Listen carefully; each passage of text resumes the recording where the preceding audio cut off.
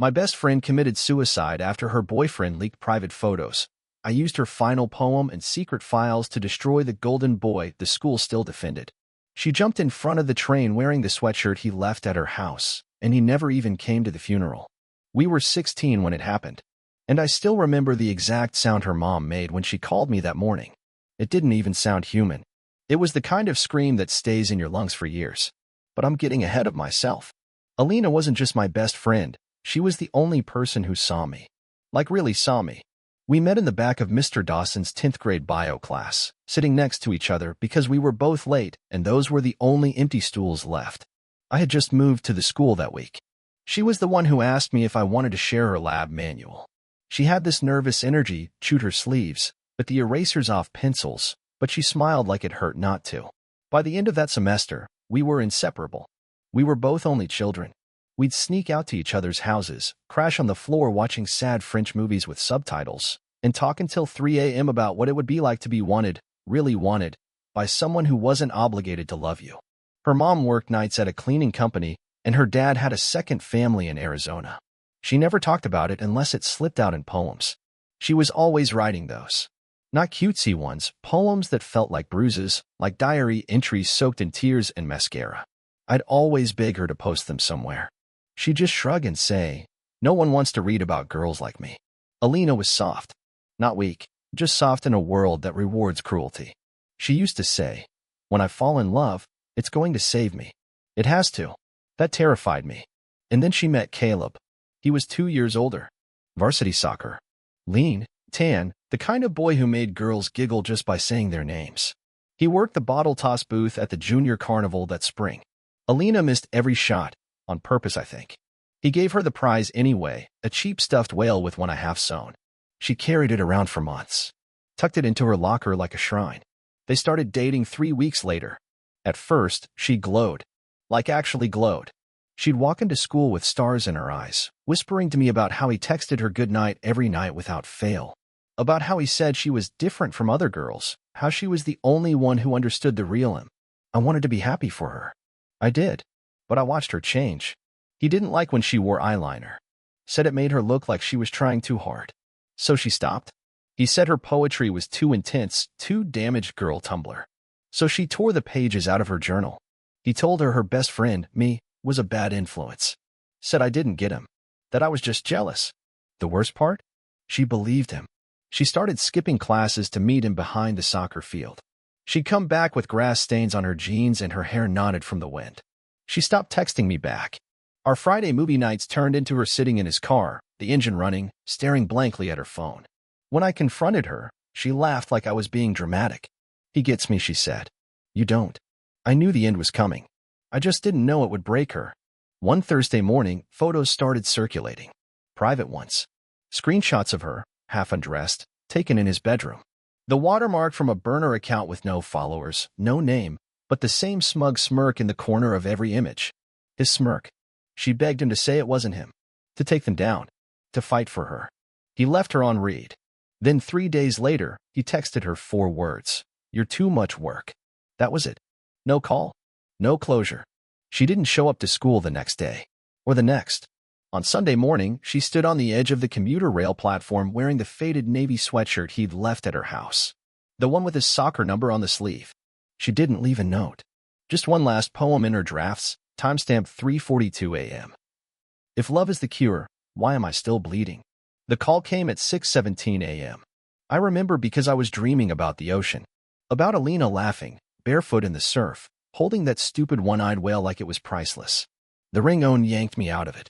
I almost didn't answer. I thought it was my alarm. It was her mother. She was screaming. Words came out in broken sobs: train, station, sweatshirt. At first, I couldn't even understand. My brain couldn't make the words connect into a sentence. It wasn't until she said Alina's name, over and over, that something cracked. I dropped the phone. I don't remember getting dressed. I don't remember the drive. I just remember standing outside the hospital in my hoodie and mismatched shoes, my mouth full of static. They wouldn't let me see her. She was gone. No visitors. No closure. No one to confirm if it was her. Except her mother, who had to identify her from the sweatshirt and the ring on her finger. The ring Caleb gave her in a box of Sour Patch Kids on her birthday. A joke ring. A lie.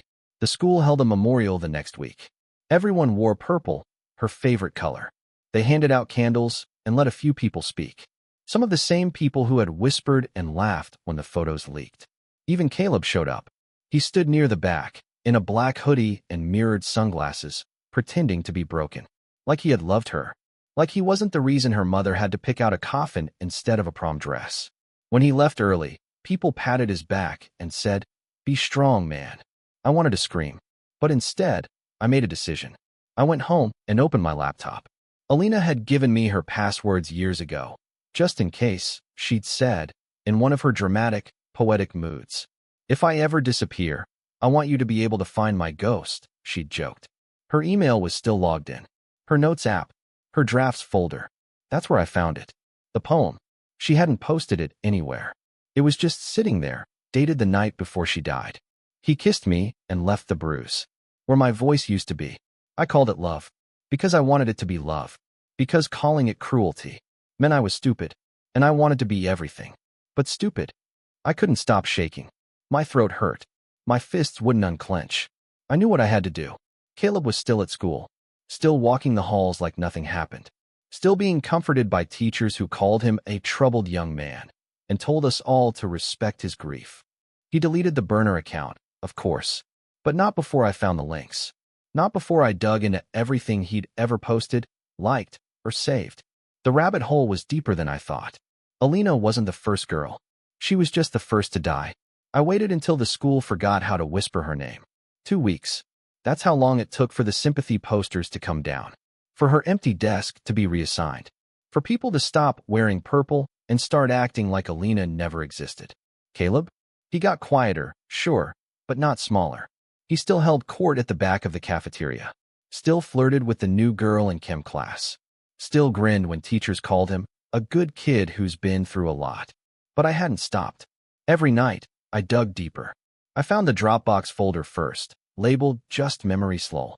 Hidden behind 3 fake folders inside his public soccer highlights account. It wasn't just Alina in there. It was at least 3 other girls. Some videos. Some screenshots. Some texts. All private. All non-consensual. One of the girls was crying in the background of a clip. Another was clearly unconscious. I recognized one of them. Lexi Ramos. She transferred last year without warning. Her mom had told people they were moving closer to family. But I remembered the bruises on her arm. The way she flinched when someone said Caleb's name. I sent her a DM. She didn't reply at first. But 2 days later, she did. Just one sentence. "You saw the folder too?" We started texting. Carefully at first. Then faster. Lexi had stories. Proof. Screenshots of Caleb threatening her when she said she'd tell someone. She'd tried reporting it once. Her counselor told her to be careful making accusations. That it could ruin a boy's future. Sound familiar? Meanwhile, I had a plan. I still had Alina's locker code. She used it for everything, phone, social, even her safe at home. For digits. 11/26, her birthday. I waited until lunchtime on a Friday, when no one was around. The school had moved her stuff to the counselor's office, but the locker hadn't been reassigned yet. Inside was her poetry notebook. The one she hadn't touched in months. The one she said made her too emotional. Pages ripped out, all except the last few. The ones she'd started writing after Caleb. They weren't poems anymore.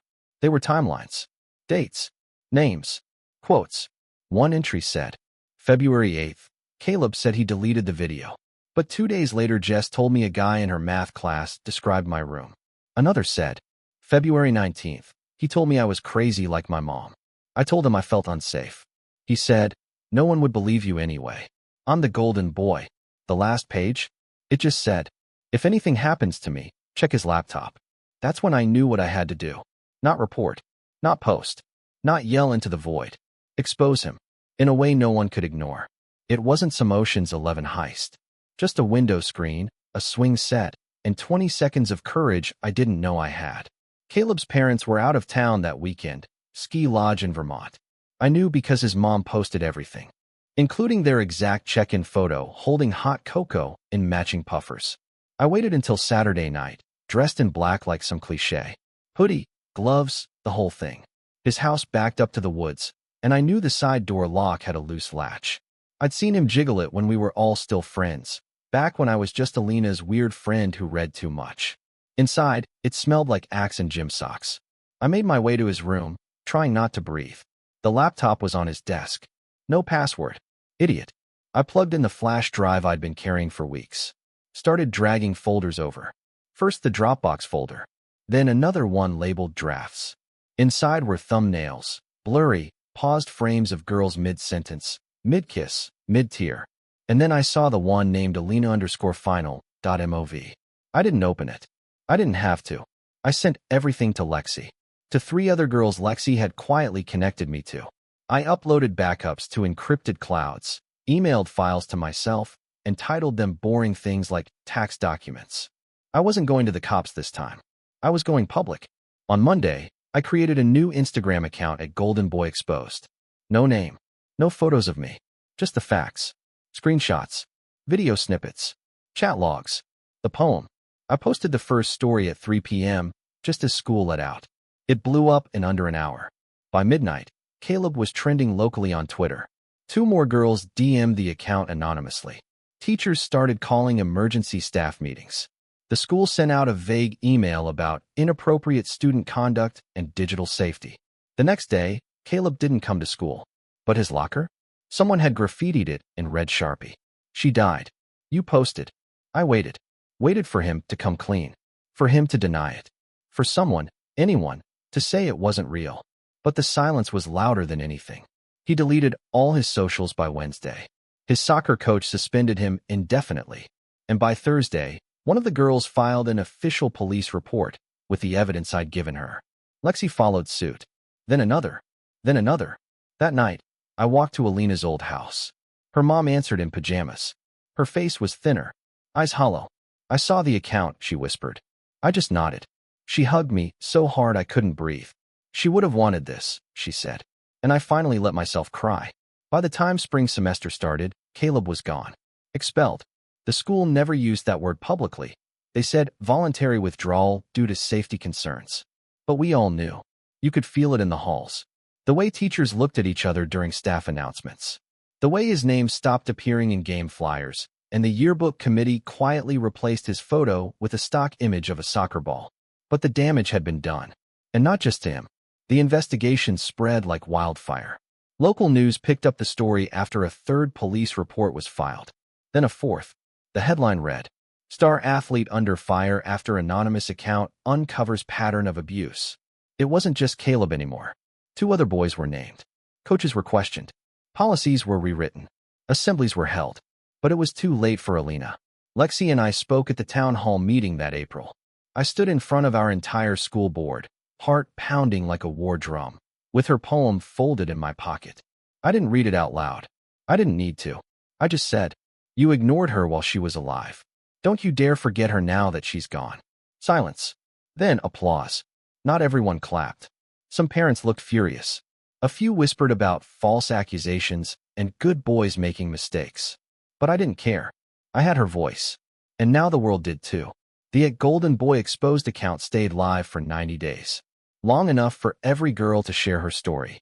Long enough for the school to start a new safety task force.